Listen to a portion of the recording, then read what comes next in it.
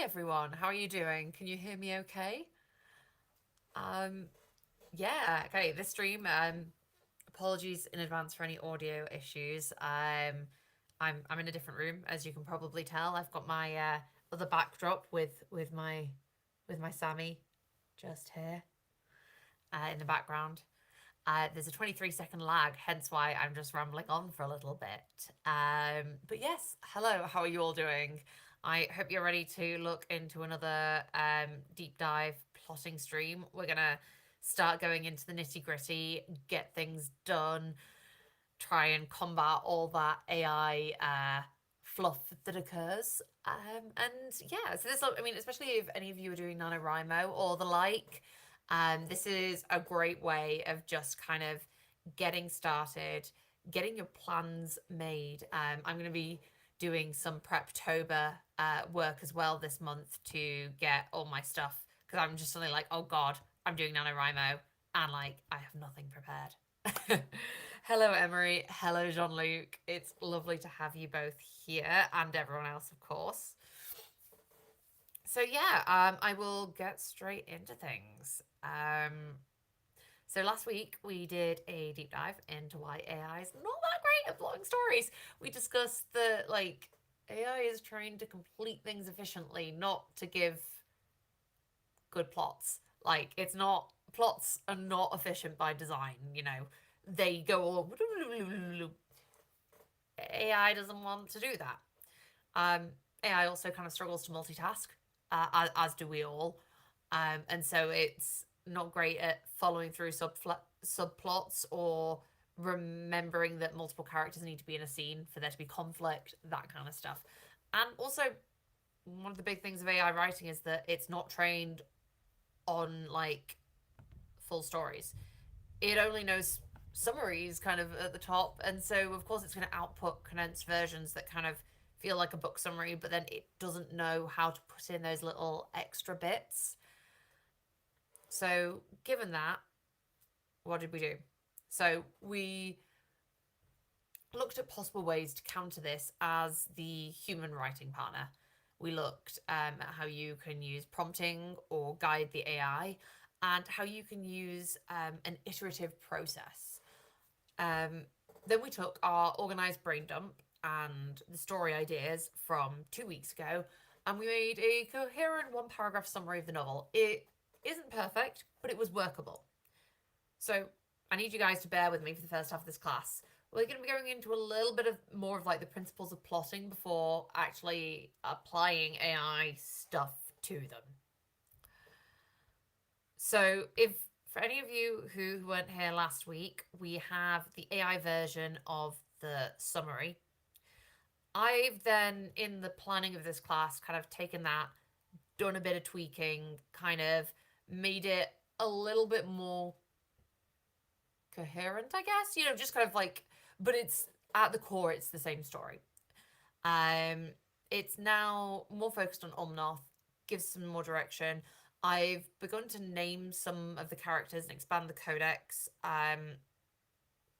So I'll show you that as well. But I'll read out the new version and then kind of highlight some of the changes. So,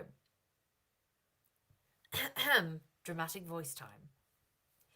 In the vast, tiered world of Sylvaneth, Guardian Ulmnoth of the Solari's life is changed when, during a solar flare, his home is attacked by previously unknown assailants.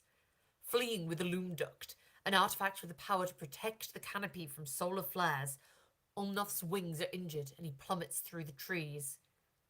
The Loom Duct, pierced through his chest, is the only thing keeping him alive.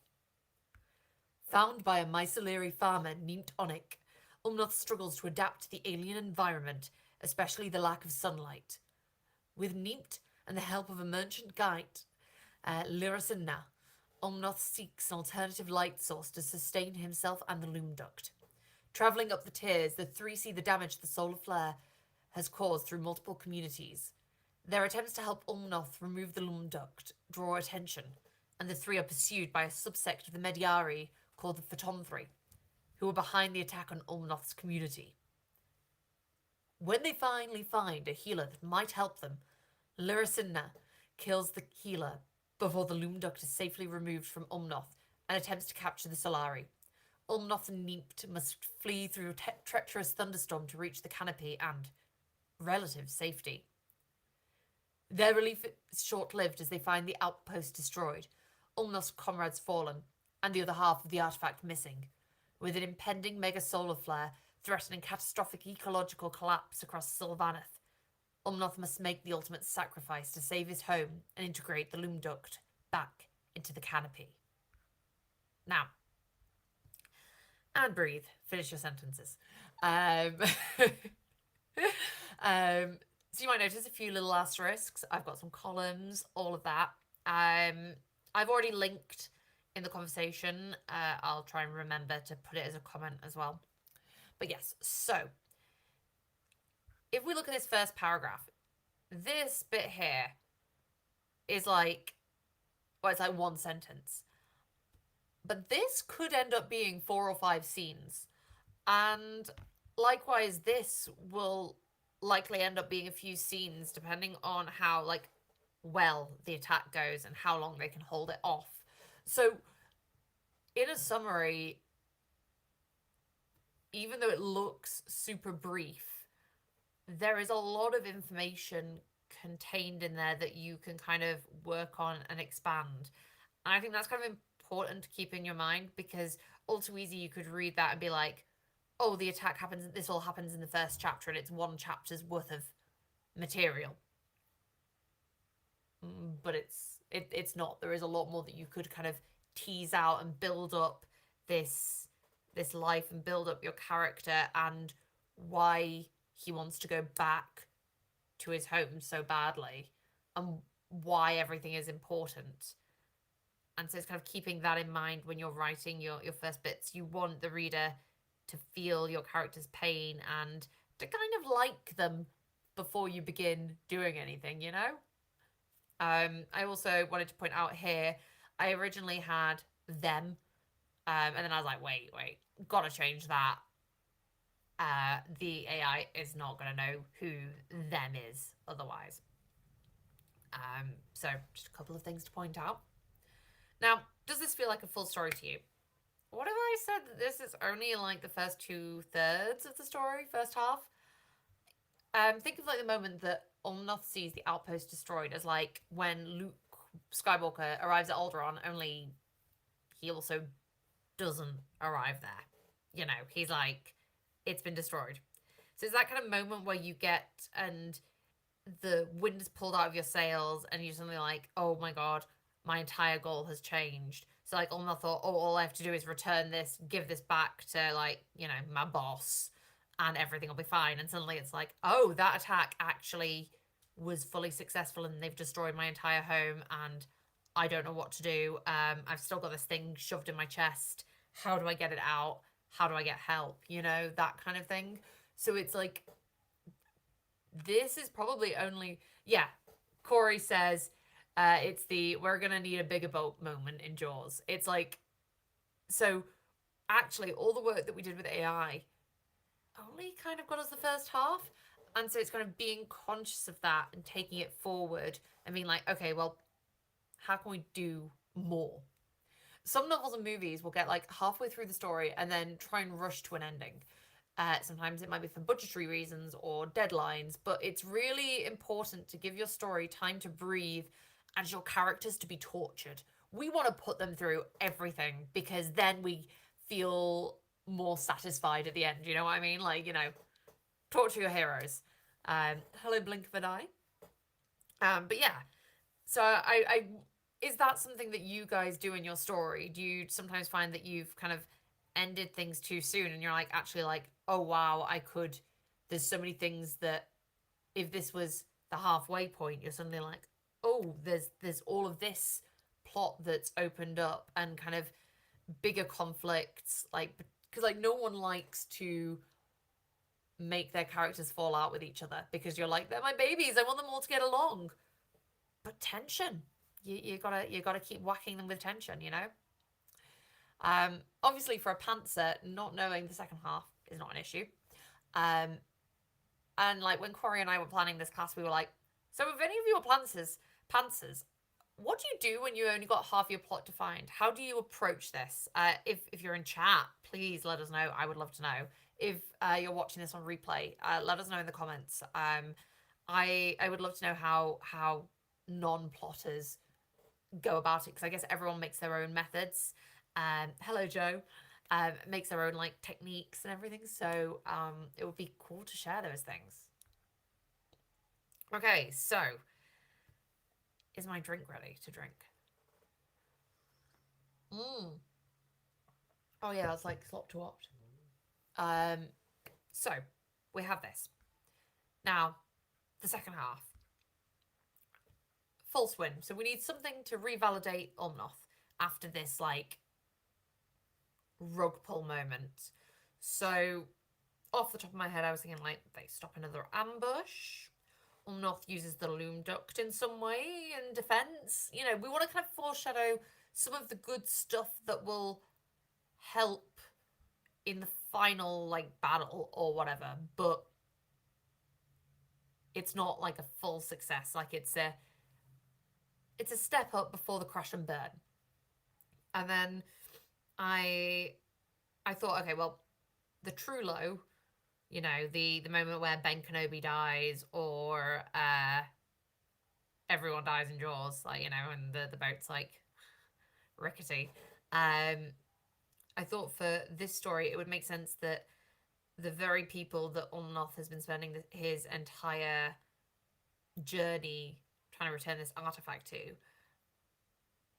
don't show the same care and respect back to him, and they are basically like, okay, well, we'll just get the artifact back by carving it out of you without, it doesn't matter if you die, that kind of vibe, you know, a bit cold.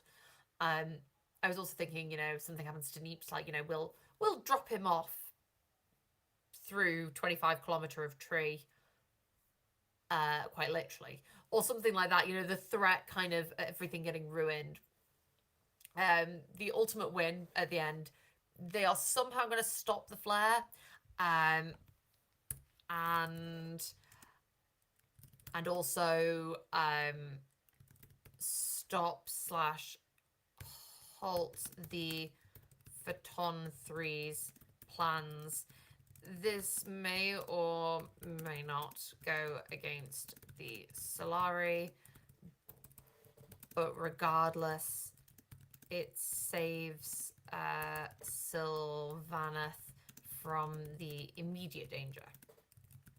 This would be the point if it was a trilogy. You'd then be like, oh, they've got to go and, like, I don't know, gather more artifacts, travel the world, visit new things. We're obviously not doing that, but if I was, that's what I'd do. Important note, guys. Okay, so if you have an image in your head of a scene, write it down before you forget. So we're going to go into a little bit of a story time.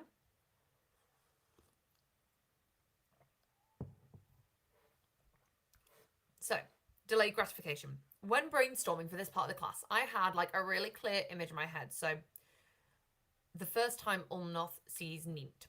The Solari are bright, colourful, vain. They have giant wings that are probably like, you know, iridescent, like a butterfly, you know, like the kind of like really thin material, like membranes. They have sharp angular features. They see visible and ultraviolet light, and so they have like everything is so bright and vivid that they use color and light as a way of like differentiating and creating beauty.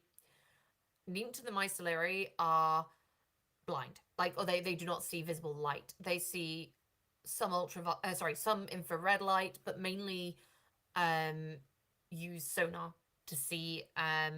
They have an entirely different concept of a person, and due to adapting, both species adapting, the condition, like in conditions of pitch darkness, they've evolved differently. They likely have very pale skin, kind of like, you know, your deep sea dwellers vibes. I can imagine that they often tell the difference between each other with like bioluminescent spores, like on mushrooms that are kind of like growing on them. Like, there is a distinct beauty when you are like in the dark, and like this is how they see each other through kind of what life grows on them. But to someone who is very in a very different culture, there's this like big clash. So I originally thought like this is okay, this is gonna be like a really powerful moment. Like they've been friend, you know, they've kind of slowly becoming friends. Ulnoth is suddenly gonna have this huge culture shock when he finally gets somewhere where there's enough light that he can see Neemt. Um, my instinct was to put this somewhere in the first half of Act Two. They're in the mid regions. Ulnoth finally has some sight. There's probably lights around. A moment of like bonding between the two as like Ulnoth kind of begins the process of overcoming his prejudices. Corey was then like, you know, dude, Katie, you're being an AI, you're trying to rush ahead. Talk to your reader more. What if, like, this happens even after Ulnoth discovers the destroyed Solari count? After the false win, when he's at his, like, lowest point. Obviously, he didn't sound like that. He sounded like Corey. That's like Kateisms. So I started thinking, how can we logically delay this first sighting? Like, it needs to make sense in the world. Like, surely there'd be plenty of chances for Ulnoth to see Neemt beforehand. So let's have like a little brainstorm. I've got a few ideas. I didn't know if anyone wanted to throw anything out. You know, just thought, you know, a bit of an exercise for us all before we turn to the AI.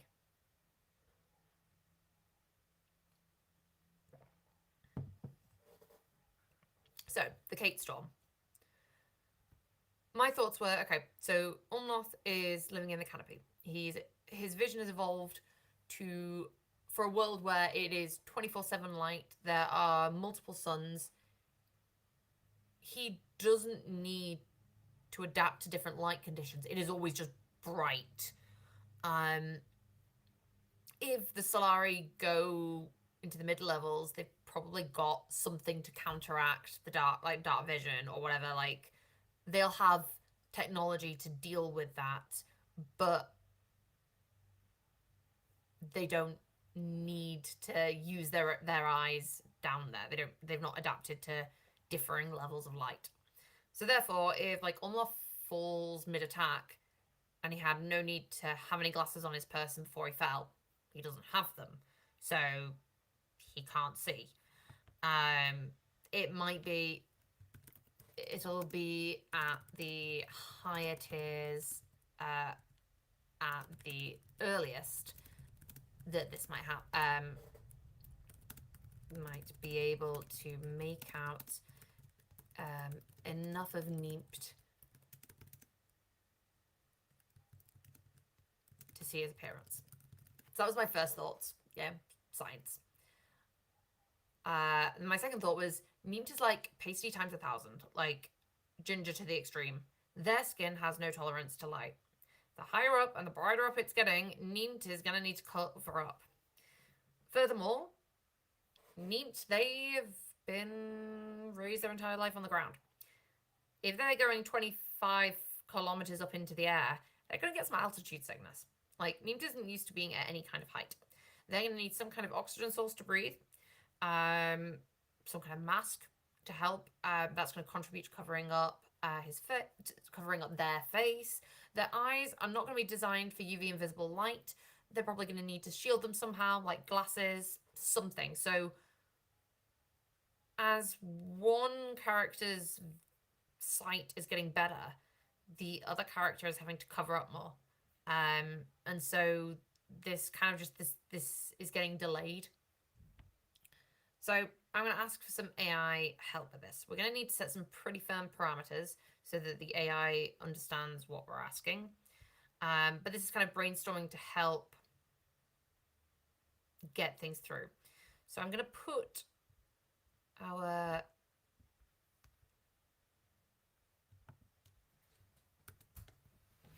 and now we open up Novelcrafter. I'm going to open up new entry, other.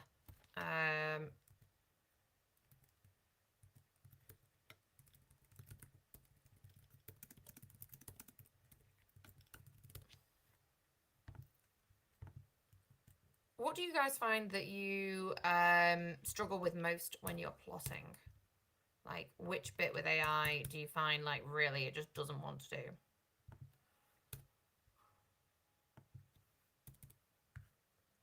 Okay, we have our summary. We are going to click and go into the chat interface.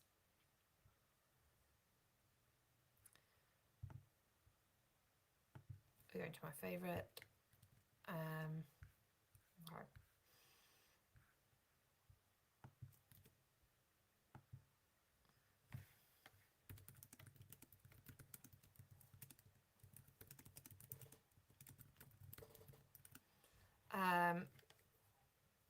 Actually, I might also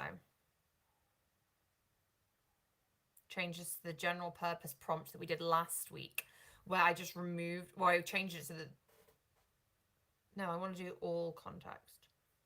Give me a moment.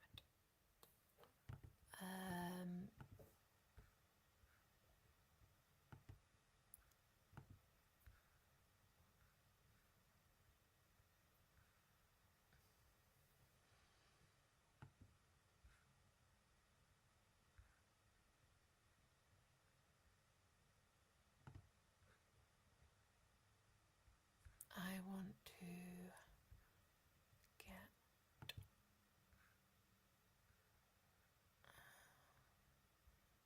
this. So this is just a little bit context codex all. And then I will stick that in the general purpose, copy. And that's basically just meaning the entire codex is included and I don't have to think about it. Select AI, general purpose, copy. In our story,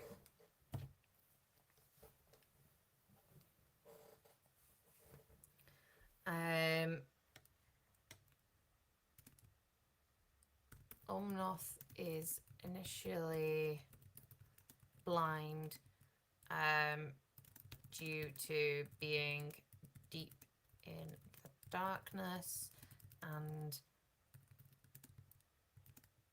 what neat. As they travel up the forest nearing the canopy, his sight improves. However, I want to delay. So Eric asks, are there plants on the edges of the levels that have adapted more to the adjacent level? Are there items on the edge of their levels they can use? I mean, almost certainly, yeah, there'll be items that they can use to help and like things that have thrived in different parts of the journey. However, we're wanting to delay the first appearance. We want to make it as far in the future as possible, the first of sight. Hello, Circus. Don't worry. You are here just as we've started cracking open some AI.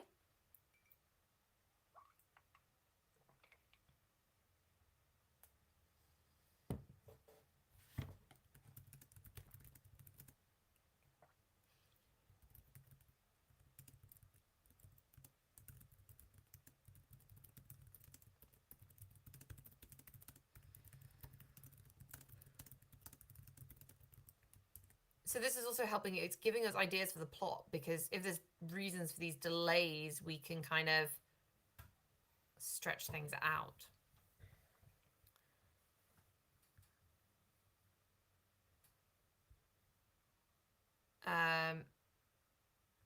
Okay, yeah, so on size take longer to adjust, painful sensitivity to light. That could work, that makes sense. Some kind of environmental changes. Obviously, you know, we take it with a pinch of salt, we work things out. Okay, bioluminescent distractions. Okay,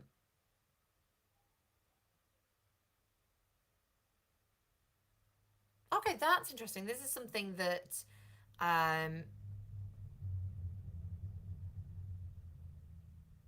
the camouflage abilities to like blend in. Okay.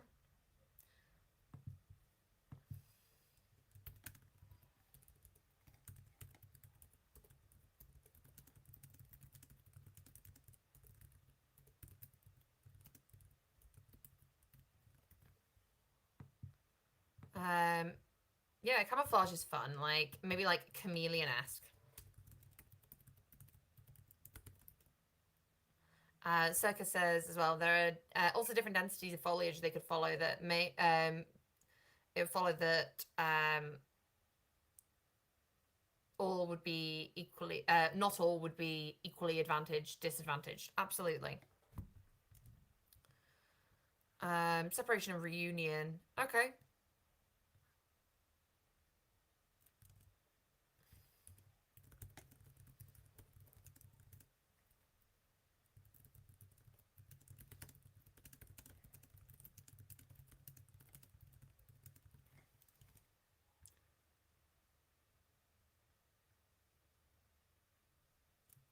Okay, so interesting. The loom duct is actually impacting. Okay, that's something I hadn't thought of.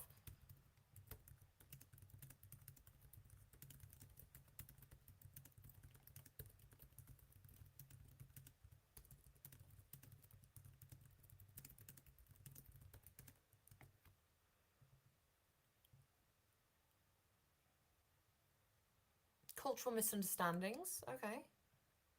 I don't think that would work specifically here because of the vanity. I think Solari definitely look at each other.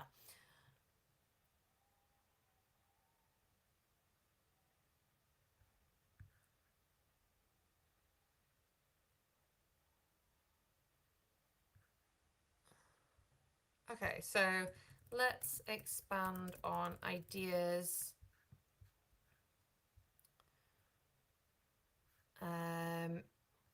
5, 8,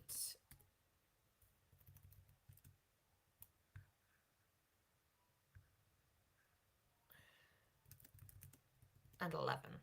So what so when you get ideas, like it's fine to be like, okay, well these are what we want to focus on. We want to kind of like this whole iterative process again. We want to kind of build up on each bit.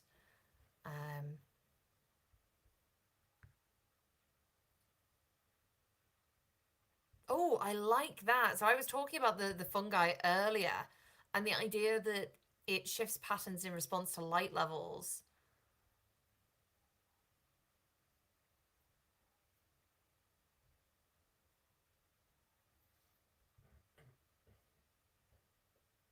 Okay, more adaptation.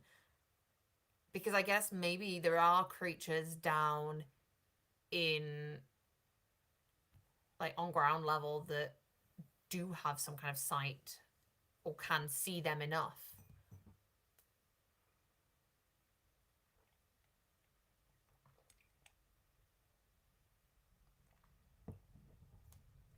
I really like this. I like the idea of like some kind of camouflage based on the fungi. I feel like I need to write please write a paragraph about the myceliaries ability to adapt, focusing on the patches of bioluminescent fungi. Keep it scientific in nature. Okay, so that's the first thing I wanted to do.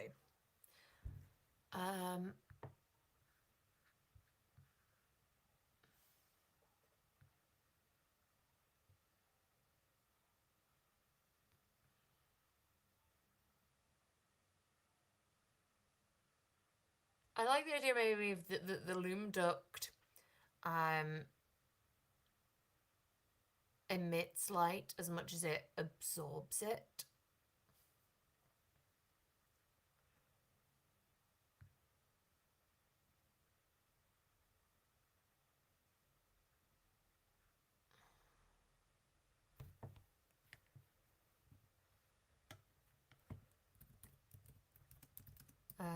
I like these ideas regarding the loom duct. Let's narrow in on what exactly is causing this So we're narrowing down what exactly is causing this, like, not influx, like, discombobulation, this erratic.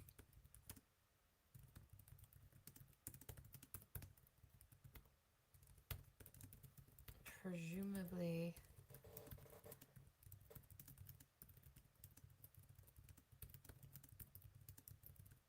flares, and is occurring because the other half of the artifact is separated from it. Okay, neat shyness. Let's look at this, see how this develops as an idea. And it's kind of like all these reasons, because you don't want just like one reason why someone's not looking at someone else. You kind of want, there's just lots of things keep getting in the way.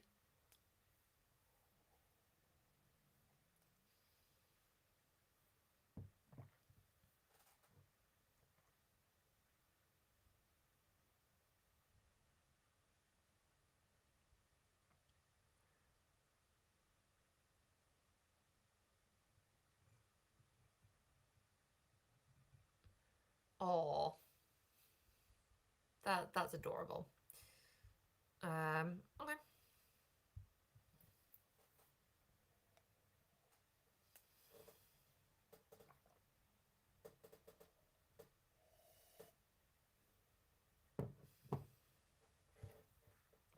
Okay, well, let's start with. Okay, so the Myceliae exhibit a remarkable symbiotic relationship with bioluminescent fungi species. Those around the genus Mycena and Panellus. These fungi form intricate subcutaneous networks through the Myceliae's epidermis, skin. Responding to various environmental stimuli, the fungi's light-emitting capabilities stem from. I'm going to go with, yeah, sure, that's how it works. The fungal networks are highly sensitive to ambient light levels, adjusting their bioluminescence inversely to environmental illumination.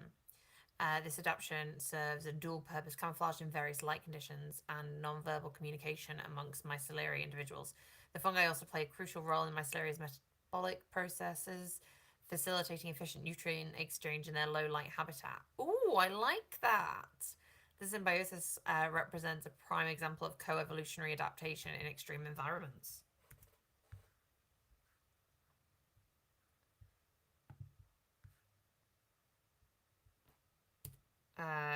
I will put that all in. I think that's really interesting.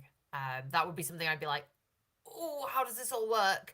And like, just like, guys, imagine like if this was a film, it just starting out and like everything is really dark for Umnoth and he can't see anything, and then he just sees these beings that you see the negative space of because the light is all around them. These like little like pores of like bright colors that are different for everyone, and then there's kind of like shadow, and like they all move, and it's like this like dance of lights as they travel through their pitch black terrain, and like whilst it doesn't illuminate anything else, it just makes the individuals like really stand out. And for someone who like loves color and everything, this would be like mind-blowing and really quite beautiful. Yeah.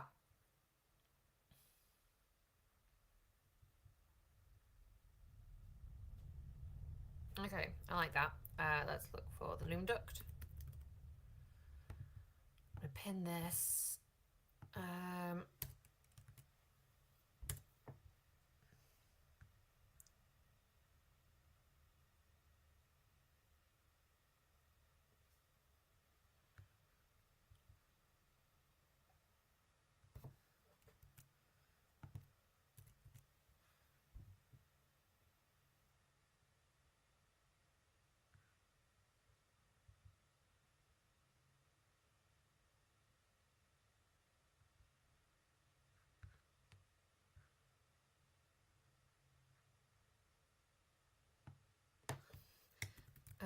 That Omnoth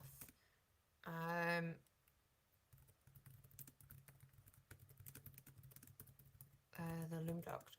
What might we infer about the other half of the artifact that is now missing? What is its purpose? What might it look like? This kind of like is a bit of a detour, but all of this is then going to help inform our other questions as we build the plot, because it's getting more and more information.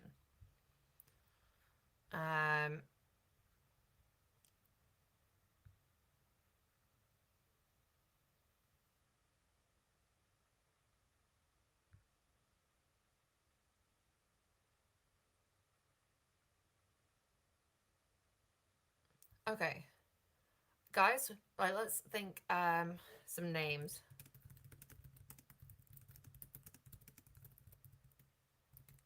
Let's see if it's got some names. If you have any suggestions or any favorites, please let me know. Nexus, Lumina, Resonator, Calibrator, Aegis Core, Flux Anchor, Solace Key, Harmonic Prism, Zenith Shard, Aether Link, Sylvan Heart, Photon Weave.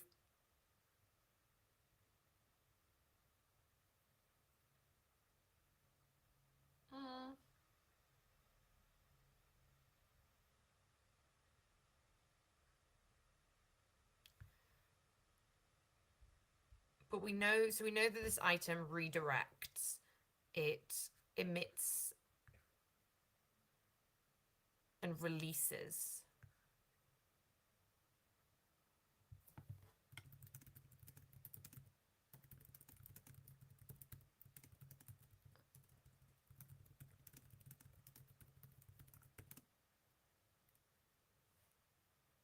The weave and loom duct.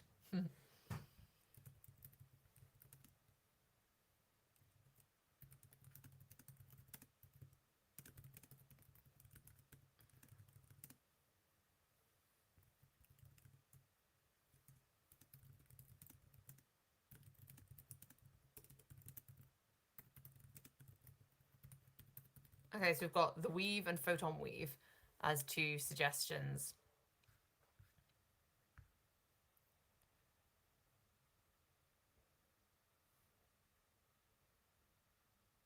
Okay, I like the weft cast. Shed spray. Shuttle beam, warp flux, heddle path, tensrill.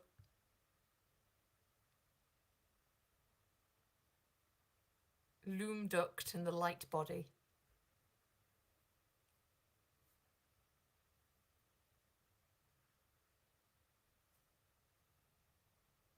I quite like self-cast. Yeah, weft cast, self, because you have the weft and the yeah, in fact, it's all very fabric, but I like that.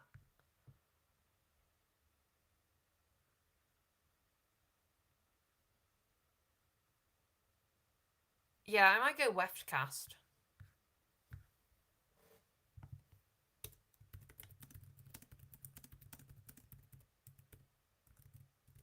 And then, you know what that means? We need to make a new codex entry. New entry, object item.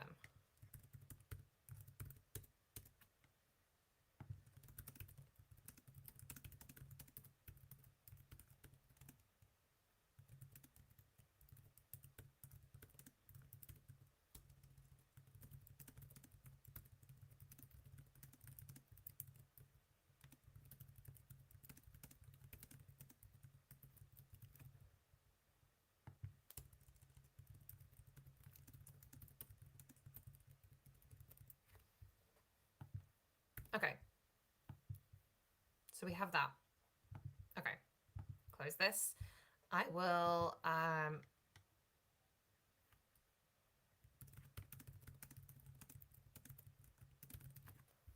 let's copy conversation, mark down. So I'm really happy with that. I think that's kind of given us something to go on. It kind of helps build this, like, okay, so why we've got this delayed gratification. So Point to remember. Emotional arcs are never in a straight line. We can always add in more scenes to show changes in a direction of an emotion. And kind of think about, are we writing towards a local high or a local low point? Like, is this like the mid-season finale where everything's going to go like horribly wrong? Or is this like, just before then when they think things are going to go great?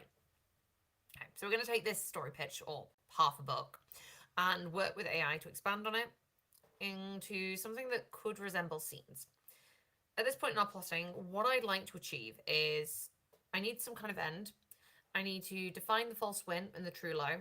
I need to connect all of these vibes up.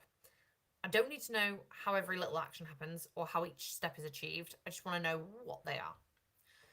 So we're going to look at AI for the last 20 minutes. We're going to look at a few approaches that I use when plotting, and I'm going to show you how to adapt these for use with AI. If you've got any other suggestions, shout them out, put them in the comments, and we can also give them a go. So my first way, like how I usually write, is I work backwards. As actions have consequences, if you know what the biggest consequence is at the end, you can kind of work back at what might have caused that. And why did that happen? And then why did that happen? So, in our story, we know that Ulnoth never gets the loom duct removed. His life is tied to the object. So we can brainstorm from that this crisis might involve, what this crisis might involve through our knowledge of the loom duct and Ulnoth. We're going to use the general purpose.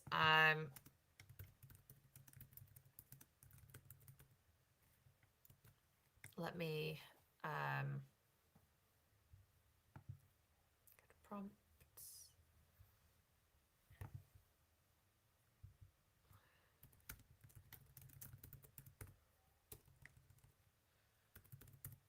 If anyone wants this, I'm going to copy to clipboard, and then you can just go new, create from clipboard to get it yourself. Code. And you just copy it from here. I mean, what model do you want to use? Do you want me to use Claude? I could use O1. I could use, any model really, if anyone's got any requests.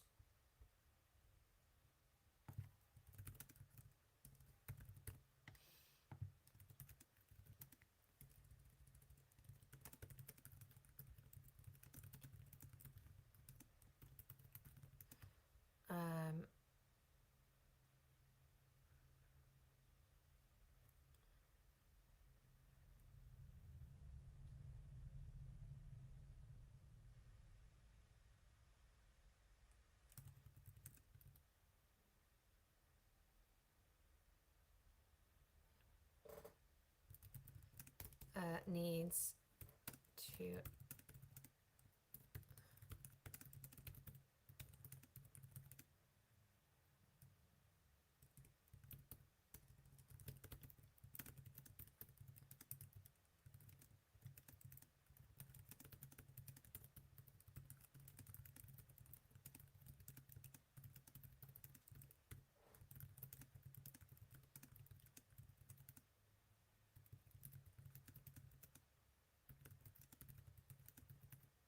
Okay, Sonnet 3.5.01 and maybe Gemini 1.5. Might be interesting to test out the cheap ones like mini or flash versions. Yeah, absolutely.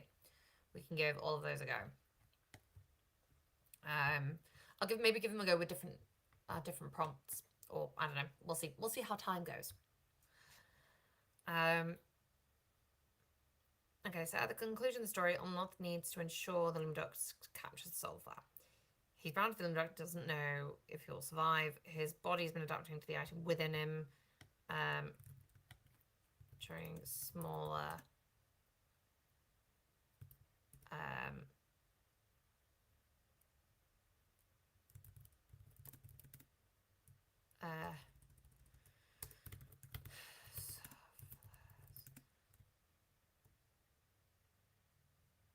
let's brainstorm some ideas for how this event might conclude.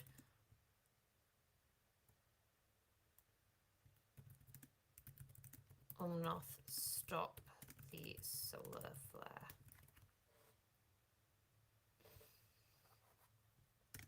What actions lead to this? Give me 10 ideas, creative ideas. Okay, let's see how this works. We'll start with 3.5, then we'll do a 1, and then maybe. Okay, I will also make sure I've got okay, I've got O1 preview, I've got Gemini 1.5 flash.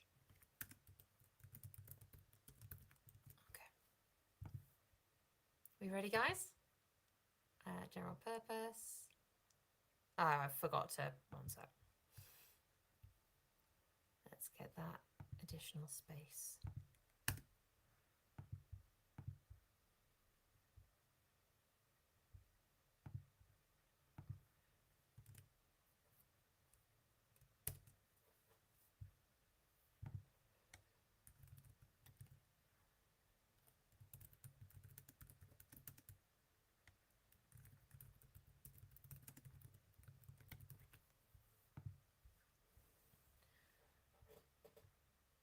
Okay, Unloth realizes his body has become a living conduit from... If you have any favourite ideas, just shout them out.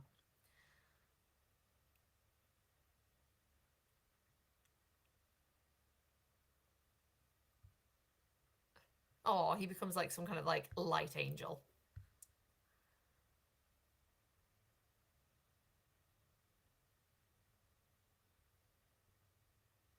Okay, I like this. The living network. That really fits in with the idea of the story, like we are all connected. And in some, like, I'm sure in the brain dump, Corey, you correct me if I'm wrong, but in the brain dump, I'm sure you mentioned somewhere that they're like, Umnoth is like weirdly connected to the trees. Okay, well, that's cheesy and I'm not going to do it. Clay ritual.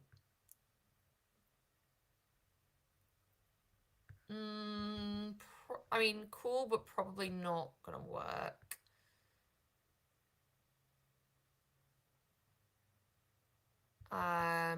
Cool, but doesn't fit with our context.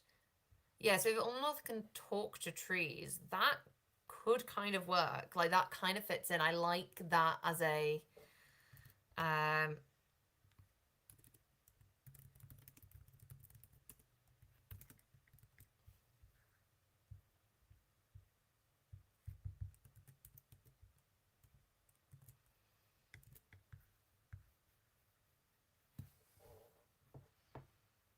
parallel universe.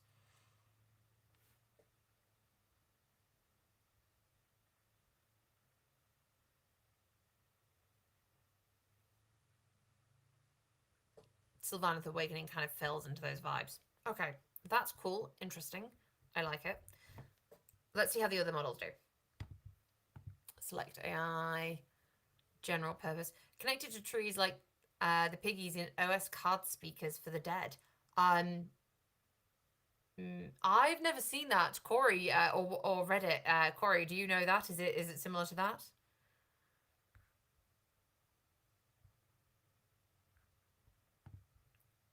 Let's go flash first, so I don't cry.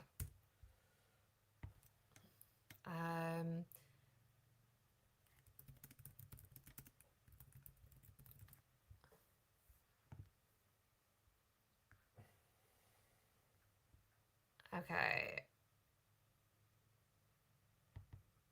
So he amplifies it, becoming a living conduit, merges with the forest energy. He may not survive. Oh, okay. Corey's not heard of it. Okay, we're gonna have to all do some research and have a look at that.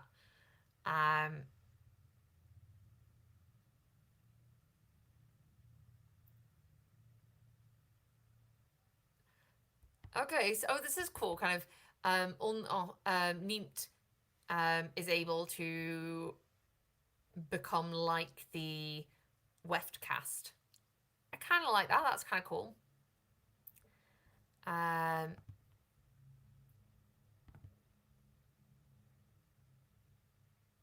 that doesn't really work.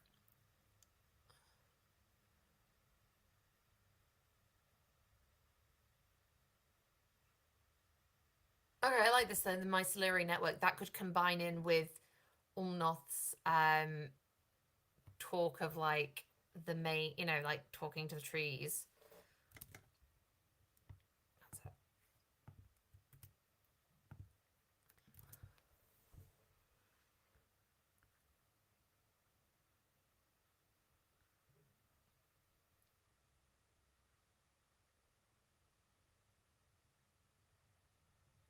I don't like um, rituals.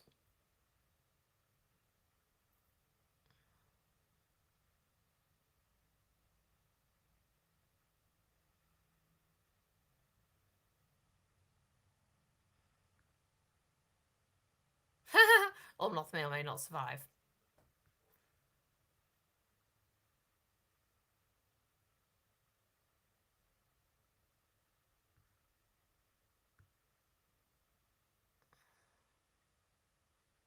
Oh, that's cool. The heart of the tree. I kind of like that vibe.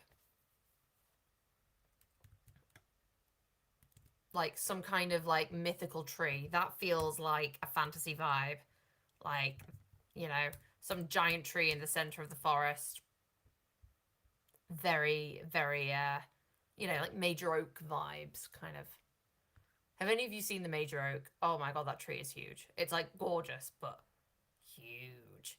Like they've got so many like beams now holding it up. Bless it. It's like it's on walking sticks.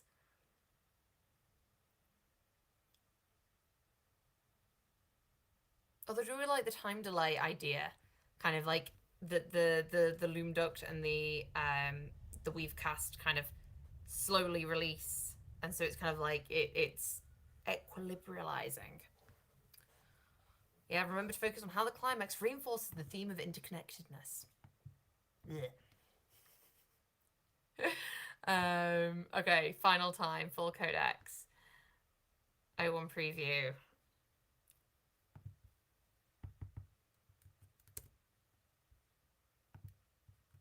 I might have to. Would you guys like me to carry on? Ugh, one sec. Would you guys like me to continue on for a little bit longer, or like kind of to get this class done, or would you rather wait till next week? I'm happy to continue for a little bit longer to finish this, to get through everything. But it depends on if you've all got the time and energy to also be here. And Corey, I guess. Okay, we'll wait for that to do its thing. Yeah, so we've got a couple of other examples. So yeah, we can. Okay.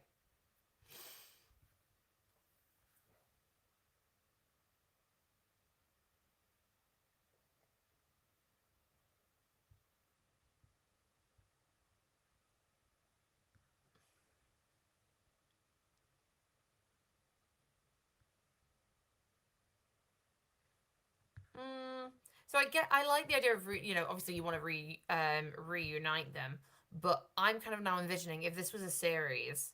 My first thought is, okay, maybe Neep just got to merge with the Wef cast, you know, that proper like symbiotic, all that kind of shit.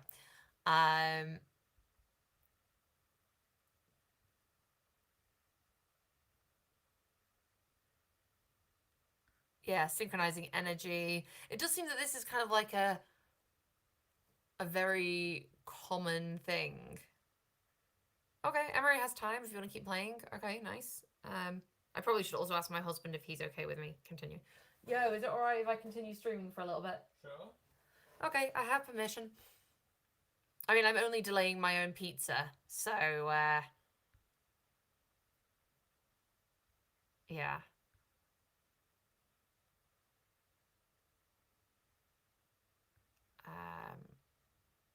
Ancient portals? Nah.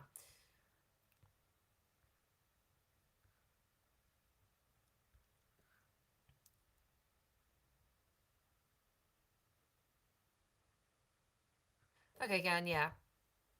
Okay, inspired by the methods of nutrient cycling. Okay, I like. Haha, Corey's just put hashtag Team Sam.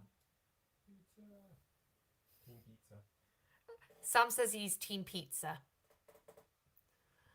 Um, but no, I like the idea of that. Like it's inspired by the myceliaries methods of nutrient cycling.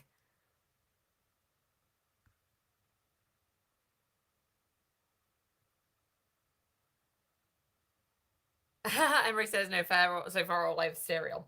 Okay, yeah. I've so version 4.2 I'm still working on, but mainly because I need to expand on like so like with the snowflake method, you work on your characters and your plot interchangeably.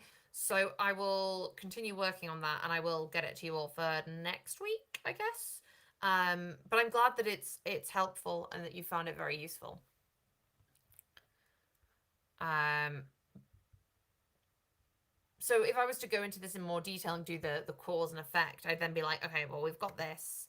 We're then going to take a step back and be like, okay, well, how do we then say we're doing the myceliaries nutrient cycling? Where in the book do we need to start mentioning these things so that it makes sense when we get to the end? If we're doing, like Olmoth connecting with the trees, where in the story are we going back and putting in those connections? And through doing those connections, we're then getting kind of everything together and um, kind of like growing our idea and doing all the cause and effects that then build up. Like it might not be an entire scene, it might be just like a sentence, a brief moment, but it's all kind of coming. The heart of the tree, well, they're gonna have to see the tree at some point. Maybe they climb up it apart, maybe it helps them, maybe there's something else. Like you want to kind of have that and keep taking the steps back so that we can get this. Does that kind of make sense? I'm not just like, I mean, I am just rabbiting on, but I'm not just rabbiting on. Let me give you these conversations, and then um,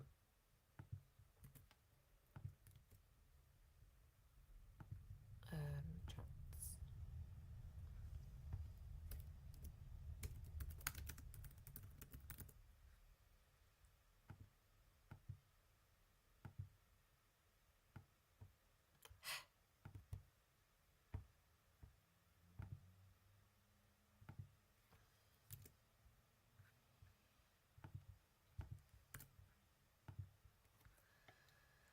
Okay, I did originally have a scenario two being like, so I'll kind of go over it, but we're not going to do the AI brainstorming. Like, maybe you can all go and do that yourselves with your own stories. So like in all good stories, there's a ticking time bomb, not like a literal one, but something looming in the background, a hint at the consequences if the protagonist were to fail. This is like the Death Star in Star Wars, the shark in Jaws. In our story, it's the upcoming solar flare that is gonna destroy the planet. We don't just want to introduce this in the chapter or two before the crisis. We want the danger throughout the book. Now, it can be super obvious later on, but we want like little like nuggets of threats lingering around, haunting the characters. And do you see the issue? AI does not do subtle. So you've kind of got to get it to give you ideas and kind of like make them kind of get more and more or like less and less drastic. Okay, Corey says in The Wizard of Oz, the ticking time bomb is the ruby slippers because they are the thing that. I mean, the ruby slippers do a lot. They drive a lot of the story. Let's be real.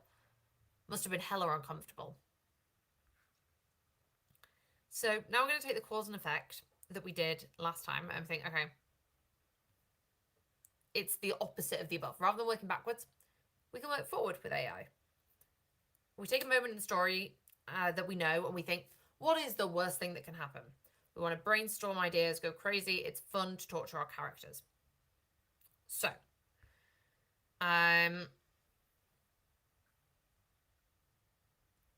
I'm going to then, so I'm going to give a scenario to the AI. New chat, select AI. Let's do general purpose, full context. I'll go to 01 preview. Let's, so we have our scenario.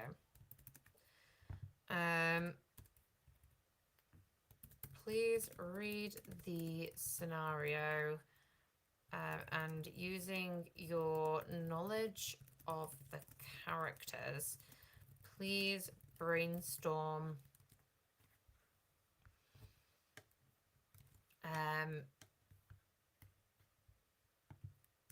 10 actions that that Umnoth may take next in response.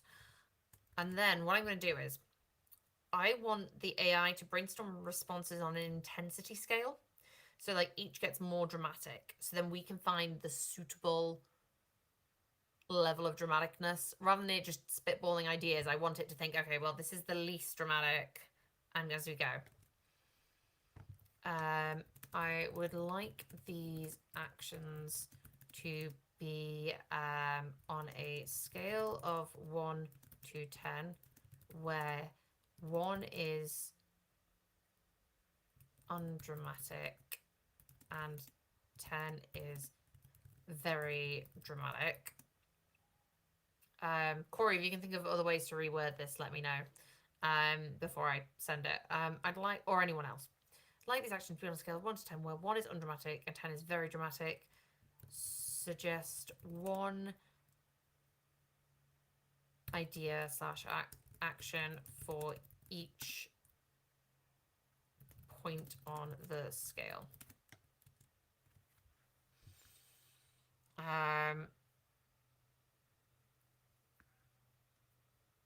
We will know if we've made depictions of Ulmnoth not the same as it is in the head.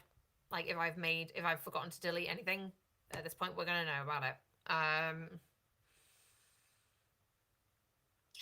Yeah, okay. So please read the scenario below, and using your knowledge of the characters, please brainstorm 10 actions that Ulmnoth may take next in response to his circumstances. I would like these actions to be on a scale of 1 to 10, where 1 is undramatic and 10 is very dramatic / extreme.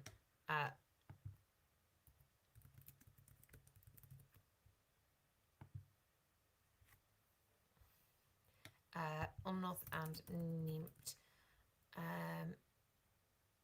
and rush to the outpost.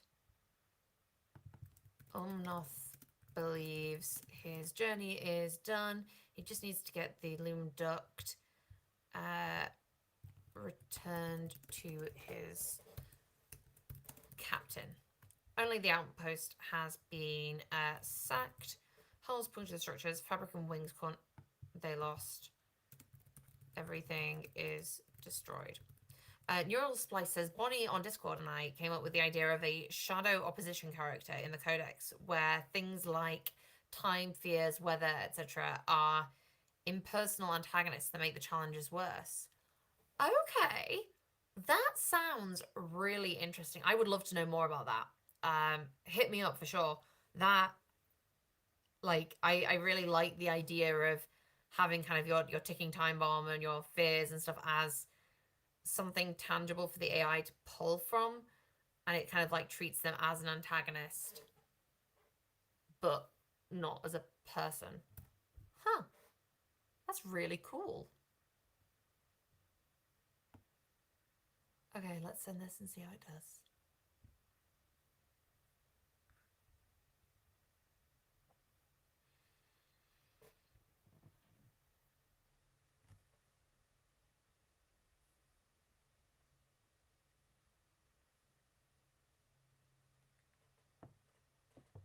Okay. Ulmnoth stands in silent disbelief, taking a moment to process the devastation before him. Umloth begins carefully searching the wreckage for any signs of survivors or remnants of his comrades. Is he doing this just in order of his reactions? It's just getting more and more dramatic each time. Umloth attempts to contact the Solari outpost using any remaining communication devices. He decides to stay at the outpost, hoping someone may return. They look for clues or tracks away from the outpost, seeking possible survivors. Resolves to find those responsible for the attack and bring them to justice. He decides to continue the mission alone, seeking a way to use the limb duct to protect the canopy.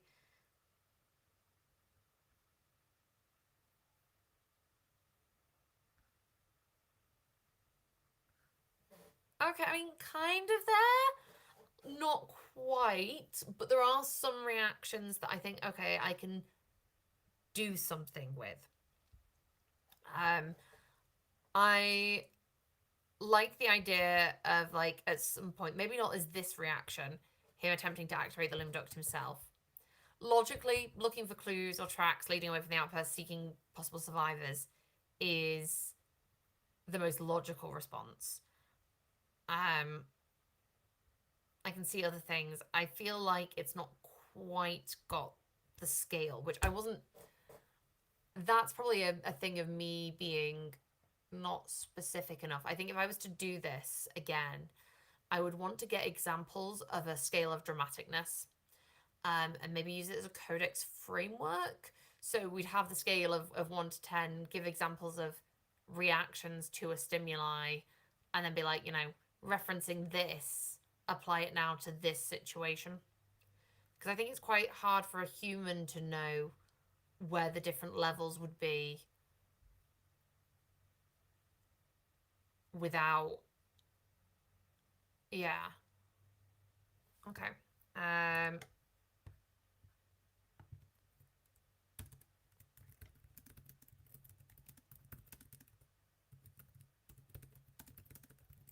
And you can see this very ties in very nicely with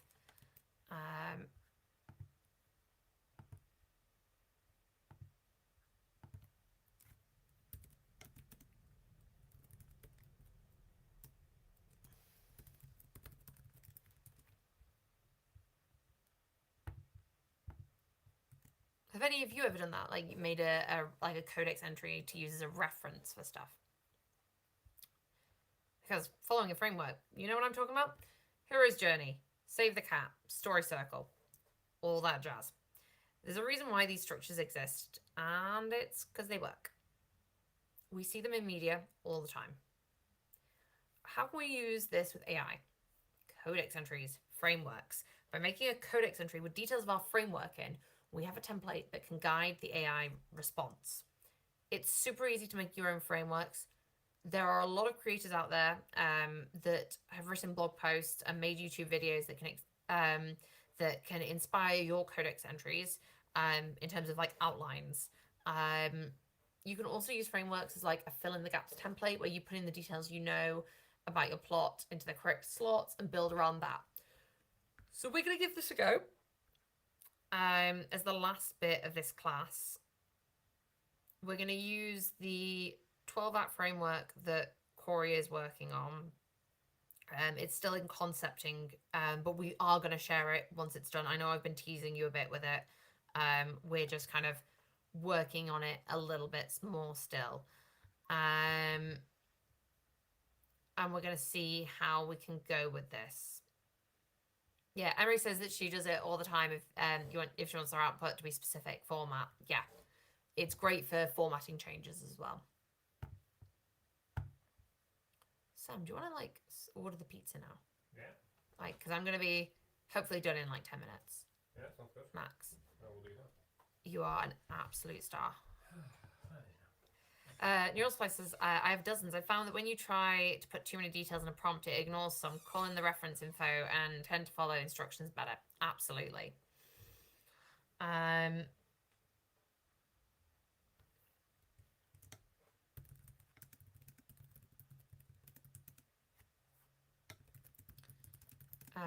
So I'm going to do, like, I don't know, like, given our knowledge of the world, the story so far Act 1 and 2 summary. Please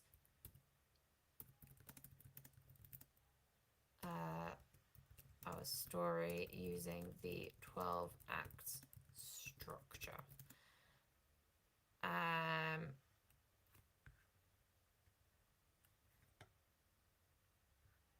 Do I have a pitch anywhere down?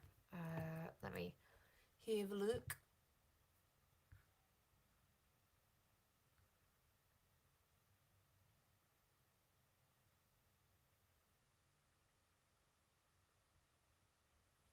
Wait, I will have in last week's class.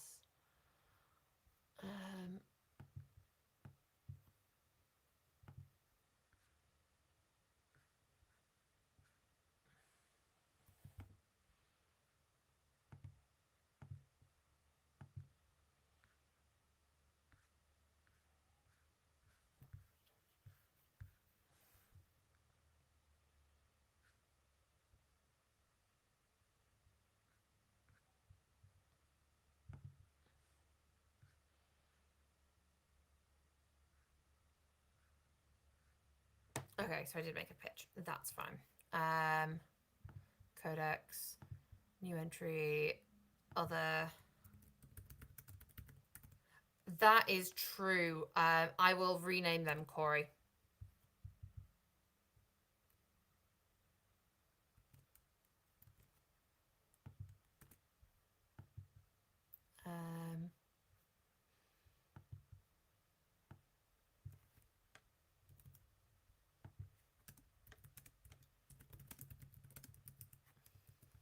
Summary of the first half.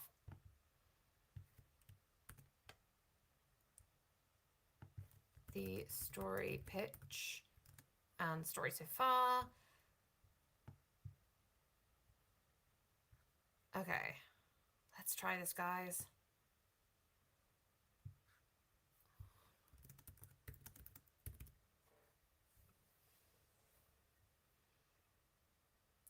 Even if it doesn't give us a coherent story, it's an example of using the framework. That is the purpose of this exercise. Oh my god, I am so hungry. I had breakfast at like, I don't know, 9:30. And it's now 5:15. And I'm like, I'm ready for food. I'm ready for pizza. Haha, yeah. Which will cost more, O1 or pizza? Who knows?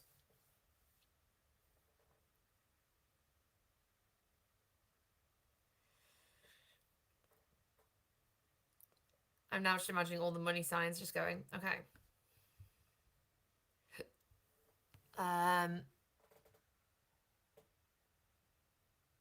That makes sense. The Photon 3 planning to seize the Loom Duct. Umnoth, a diligent and prideful guardian of the Solari, soars through the bright expanse of the canopy level. His days are filled with rigorous training and solitary patrols as he strives to be the very best like no one ever was, believing that individual effort trumps collaboration. His twin sister, Umnoth, playfully chides him for his lone wolf attitude, but he dismisses her concerns. Umnoth's greatest joy is the freedom of flight, yet he is blind to the value of the connections around him. This act establishes his strengths, skill, dedication, and his key weaknesses, a refusal to embrace teamwork. The car crash.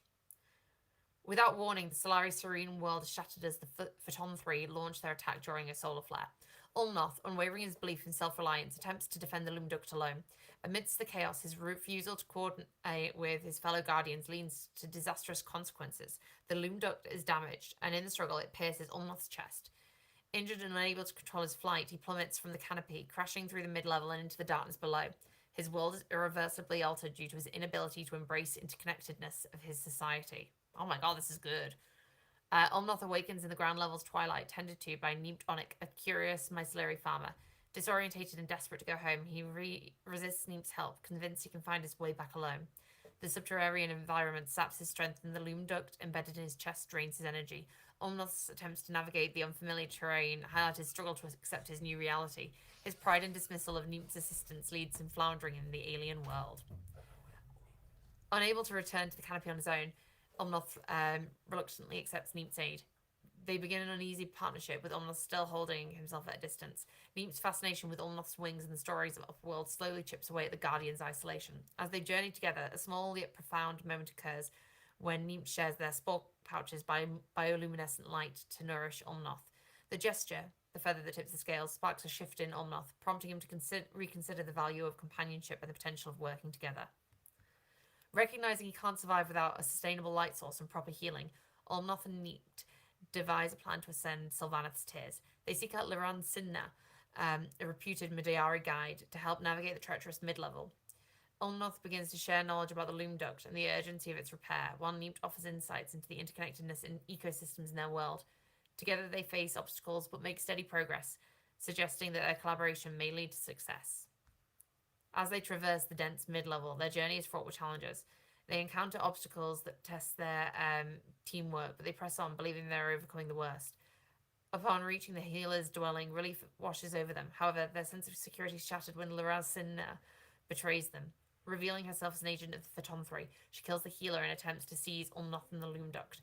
Their plan collapses, and they realize they underestimated the reach and power of the antagonistic forces.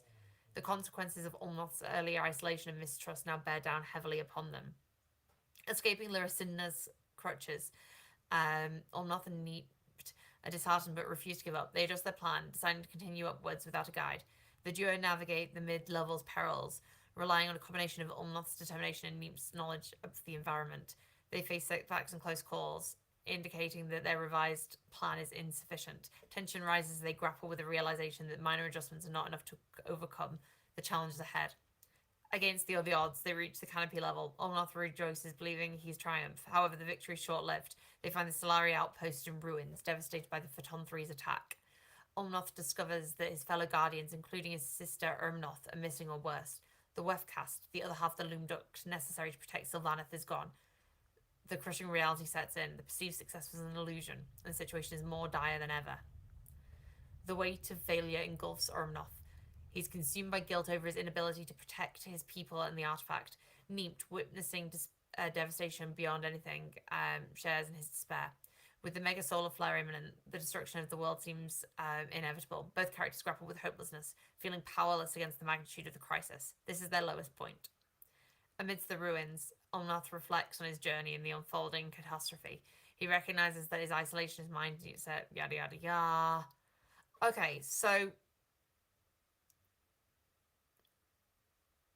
I feel this has kind of got mostly there. Like, I think it did well until we're getting to this kind of like try again, false win, and then I need to give more direction perhaps. But I mean, I think you can see this. This is like actually, it's giving a good base point, and if I give more into the summary, I think I could get something really good out of this.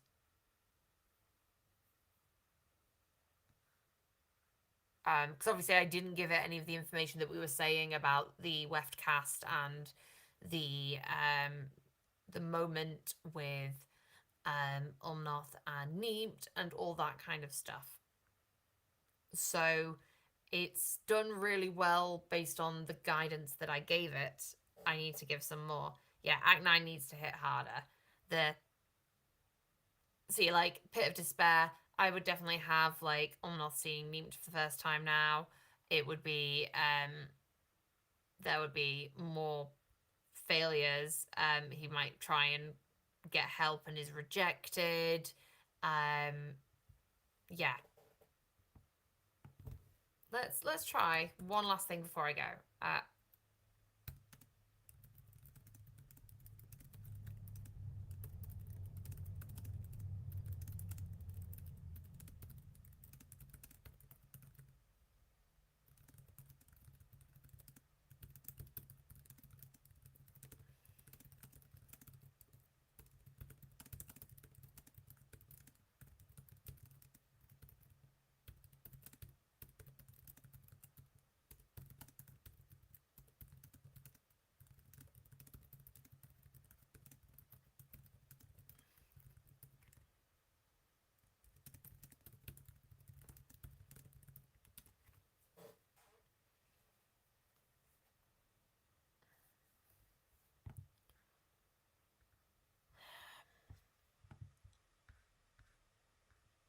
So next week, what I'm going to do is look into scene summaries. So we've kind of got our overview of the story, and we then want to go and build on that and make our scenes and get something that can then be converted into beats.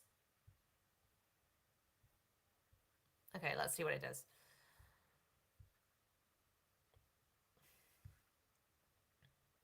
Okay, so different options. Okay, I like that the Ernoth's death is kind of related to. So Ermoth's death is related to Umnoth.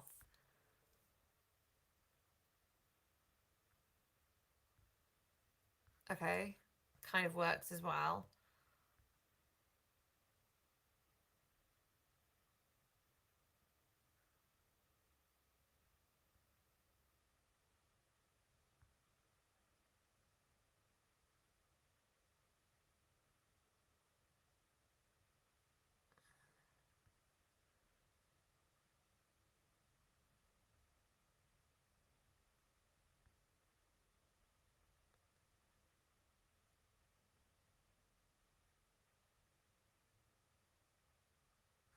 Okay, I mean you could definitely include like merge together some of these options, but it's interesting that like it's done it, it's analyzed.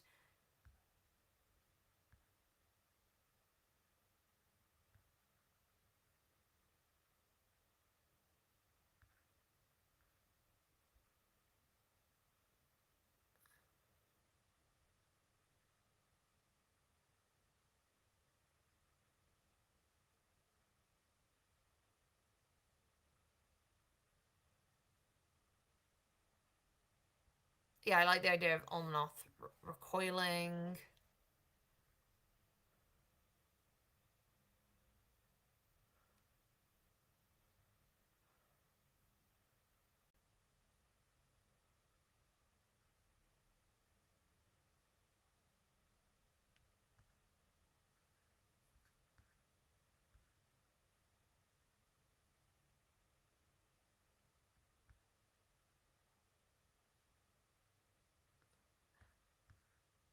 Renewed purpose. Oh my god.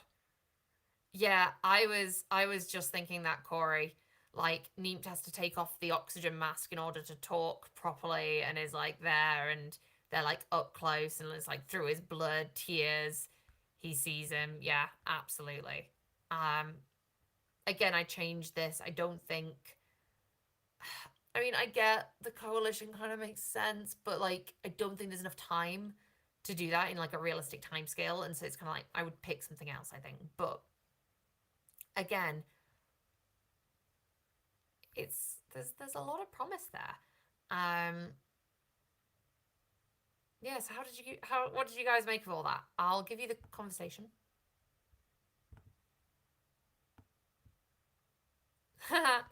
Never underestimate a human's ability to plot. Absolutely. Um, Absolutely. That should be the moral of the lesson.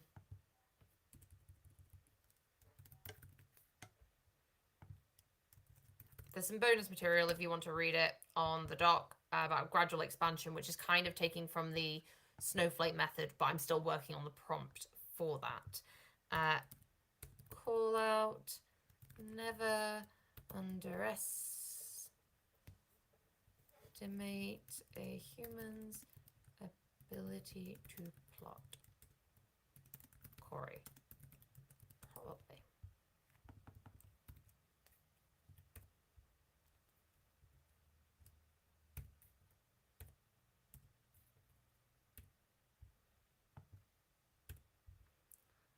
But yeah, okay. So that is it for today. On that wise phrase from Corey.